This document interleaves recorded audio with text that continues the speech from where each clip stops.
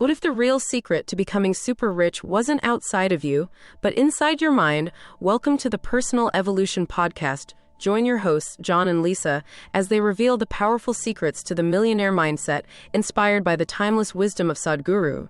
Discover how to reprogram your thoughts, effortlessly attract wealth, and unlock the mindset that leads to true success. It's not just about money, it's about becoming unstoppable. Sign up now and turn on notifications.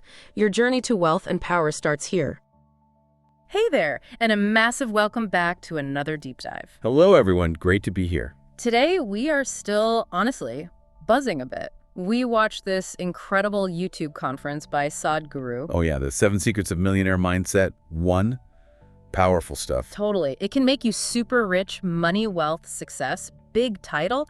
But honestly, some of the ideas, just, wow, we felt we had to unpack them with you. Absolutely. What really hit me was how he connects these big themes, human potential, what it actually means to create value, and our whole complex relationship with money. Exactly. It wasn't just a get-rich-quick thing at all, was it? Not at all. Much deeper. More about what really drives success and well-being, I suppose. Yeah. And for anyone maybe new to Sadhguru, he's Jaggi Vasudev, a really well-regarded Indian mystic yogi. He received the Padma Vibhushan, which is a huge civilian honor in India, and he wrote Inner Engineering. Right, a bestseller. Plus, he founded the Isha Foundation. They do amazing work globally, yoga, social projects. Huge reach. And the foundation even has consultative status with the UN Economic and Social Council, so it's grounded in real-world impact, too. Definitely adds weight to his perspective. Okay, so let's get into the meat of it. One of the first things that just jumped out at me was this claim, pretty bold, that there is no door in the universe that will not open for this creature, meaning us, humans, if you pay enough attention. What does that even mean, practically speaking, for someone listening? Well, it's not about magic wishes, is it? It's about the sheer power of focused attention, like really focused. Okay. The idea is that maybe the biggest obstacles aren't out there, but more about our own scattered energy.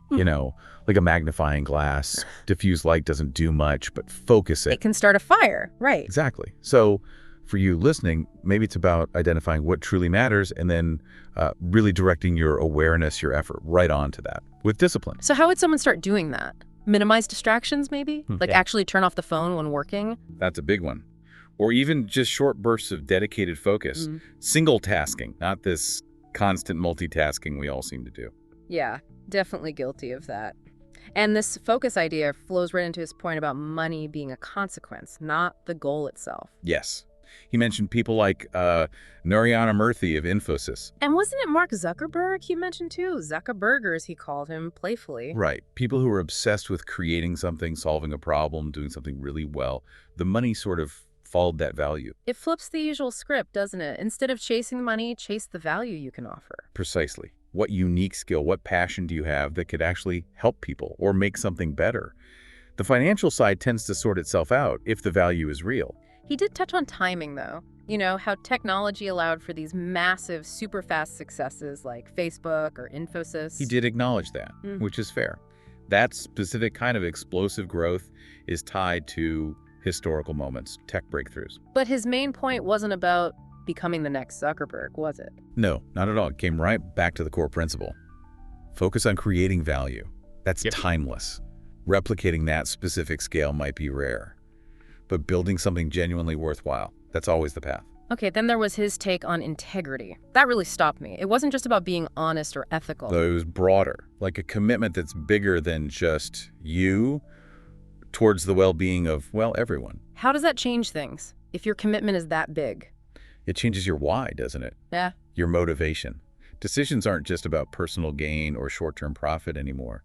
They become about responsibility, contribution. So you'd constantly be asking, how does this actually benefit the wider circle, not just me? Something like that. It definitely elevates the thinking behind your actions. He also talked really passionately about needing to burn with intensity, inspiration, basically, and also sharpening your vision, your insight, especially for leadership. And leadership, not just in the C-suite sense, right? It applies to anyone navigating challenges. Totally. That inner fire, that inspiration, that's what keeps you going. And that insight, seeing beyond the surface, that helps you steer. Absolutely. That clarity helps you cut through the noise, see the path forward. How do you even cultivate that intensity, though, when things get tough? Good question. Maybe reconnecting with the why. Why did you start this in the first place? Visualizing the positive outcome. Yeah, finding that spark again.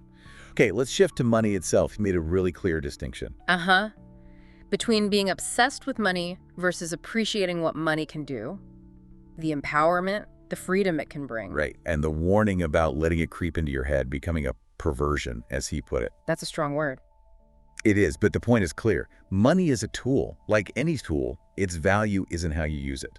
So keep it in your pocket, not in your head. Exactly. Use it for comfort, ease, maybe pursuing deeper things like he mentioned inner development, but don't let the accumulation become the obsession. It serves you, you don't serve it. Precisely. Then he had some sharp words for, well, the modern way we often approach learning. Yes, the critique of just heaping you with information. Yeah, leading to, potentially, attention issues and this full sense of knowing things without real intelligence. It's so easy to just consume data now, isn't it? Yeah. But does it translate to actual understanding? That's his point. Memorizing facts isn't the same as being able to navigate a new situation intelligently. He's pushing for developing real intelligence, critical thinking. So it's about going deeper than just surface-level info, asking why, and connecting the dots. I think so. Yeah. Which ties into his next point about clarity of intention. He basically said, if you do not know what you want, the question of creating it doesn't arise. So simple, but so true. If you don't know the destination. How can you possibly get there? His analogy was great, wanting to travel, but changing direction every few steps. You just go in circles. You need that clear, unwavering direction, aligning your mind, body, emotions, energies, all pointing the same way. That's the key to manifestation in his view. Organizing yourself internally first. He also tackled that instant not possible reaction we often have. Oh yeah, the self-sabotage mechanism. You want something, like building a house. But you immediately think, I don't have the money, so not possible. End of story. Right, and that shuts down all creativity, all problem solving. He's saying, challenge that initial block. Explore alternatives. Question the limitations. Don't just accept not possible as the final word. Exactly. Then he talked about money just being a tool for transactions, moving beyond barter. But then how we get caught up in comparing ourselves, that drive to live better than the neighbor. The social comparison trap. It inflates money's importance way beyond its practical function, leading to this endless chase for more. Always needing the next thing to keep up. Yeah. His suggestion, focus on creating what you genuinely need and value.